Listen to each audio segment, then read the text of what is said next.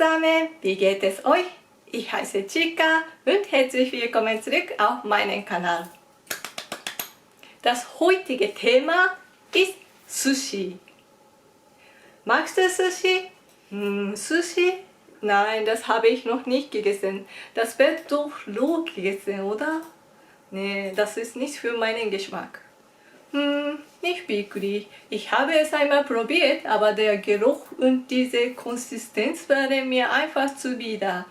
Nee, gefällt mir nicht.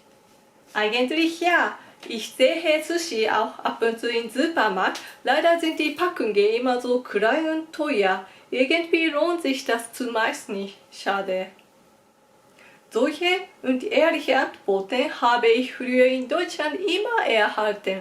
Leider wissen die meisten nicht, dass mit den richtigen Zutaten und ohne Fisch ganz großartiges Sushi zubereiten kann. Ich hoffe, dass ihr nach diesem Video Sushi noch einmal eine Chance gibt. Probiert es und genießt es. Wenn ihr das Rezept mögt, sagt mir Bescheid, indem ihr einen Kommentar hinterlasst. Vielen Dank und fangen wir an. Fangen wir mit dem Gemüse an.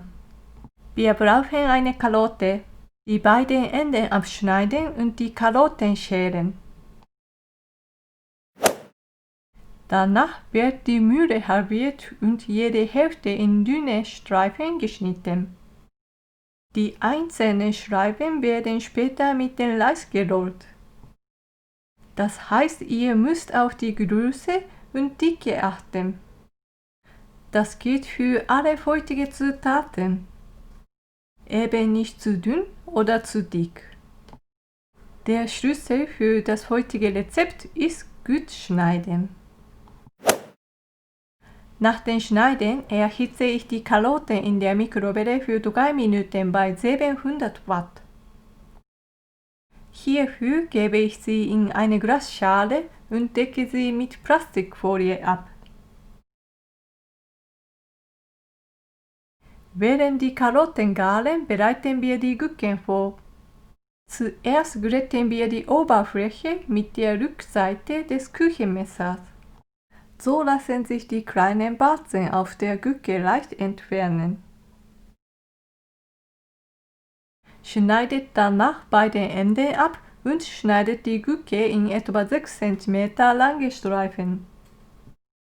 Die Länge der Streifen sollte in etwa der Karotte entsprechen. Falls die Stücke sehr saftig sind, solltet ihr sie kurz abtrocknen. Dann gebe ich alles auf einen Teller in Vorbereitung auf den nächsten Schritt. Mittlerweile sind die Karotten fertig. Entfernt die Plastikfolie und lasst die Möhren ein wenig abkühlen. Hierfür lege ich sie auf den Teller neben den Gurken. Weiter geht es mit den zu bratenen Zutaten. Zuerst die Aubergine.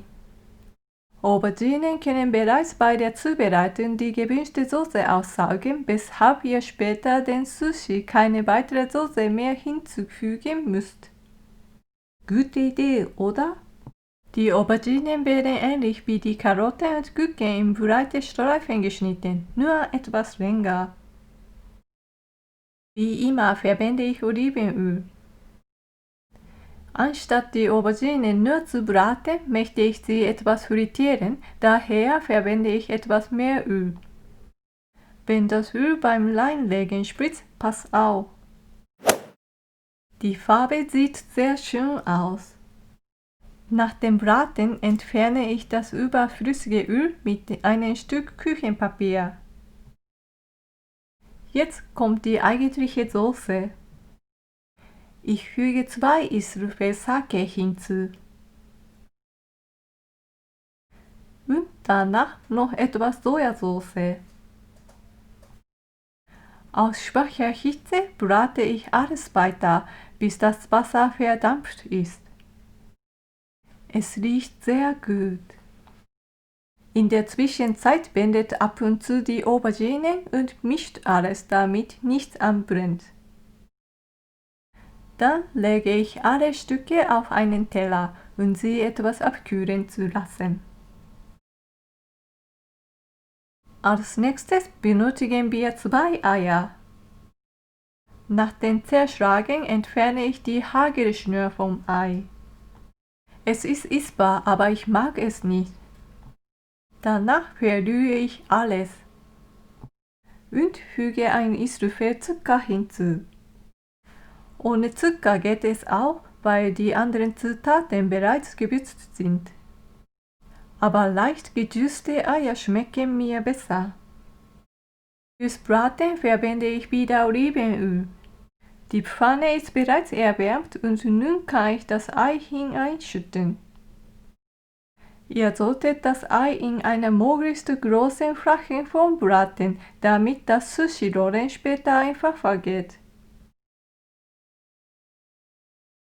Nach dem Braten wird das Ei in ähnlich große Streifen wie die Karotten geschnitten.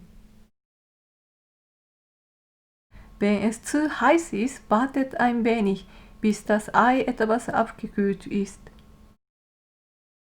Jetzt ist das Rindhackfleisch dran. Ich brauche etwa 200 Gramm.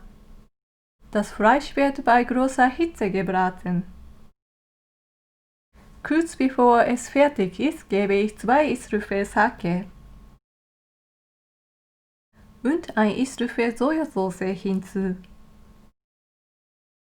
Ich lasse es dann noch etwas auf schwacher Hitze weiter braten. Wenn alles fertig ist, verteilt das Fleisch auf einen Teller, damit es gut abkühlen kann. Nun bereite ich den Sushi-Essig vor. Ich verwende 3 Esslöffel braunen Zucker und 1 Teelöffel Salz. Nicht Esslöffel, sondern Teelöffel. Dann verwende ich Reisessig, aber eine andere Art geht auch. Zum Schluss wird alles kurz vermischt. Jetzt kann der gekochte Reis hinzugefügt werden. Dieser Reis ist eine Mischung aus normalem und blauem Reis, aber ihr könnt auch ganz normalen Sushi-Reis verwenden. Damit der Reis nicht verklebt, zerschneidet ihn etwas mit dem Reislöffel und mische es mehrmals. Von unten nach oben und längsseitig. Nach dem Mischen kann der Reis etwas abkühlen. Nun kommen wir zu den Avocados. Da geschnittene Avocados wegen der Oxidation schnell braun werden können, solltet ihr diese zuletzt zerschneiden. Nach ein paar Schnitten mit dem Messer verwende ich einen Löffel, um das Fruchtfleisch von der Schale zu lösen. Meine Sushi-Matte. Falls ihr keine Matte habt, verwendet bitte ein Küchentuch. Zuerst lege ich ein Stück Algenblatt darauf. Auf das Blatt kommt zunächst der Reis. Da ich plane, alles von rechts nach links auszurollen, lasse ich etwa 2 cm Platz bis zum linken Rand. Anschließend kommen die Gurken hinzu, die Karotten, oben darauf die Eier, dann die Auberginen und die Avocado. Zwischen die Karotten und die Auberginen gebe ich das Fleisch hinzu. Nun sind wir bereit zum Rollen. Vorsichtig rolle ich das Sushi. Angst braucht man keine zu haben. Die Zutaten leicht mit der Hand in Position halten reicht aus. Und jetzt festdrücken. Das übrige Algenblatt seht ihr hier. Etwas weiter rollen. Und drücken. Vor dem Schneiden der Sushi-Rolle empfehle ich euch, das Küchenmesser etwas mit Wasser zu befeuchten. Das Schneiden geht dann leichter.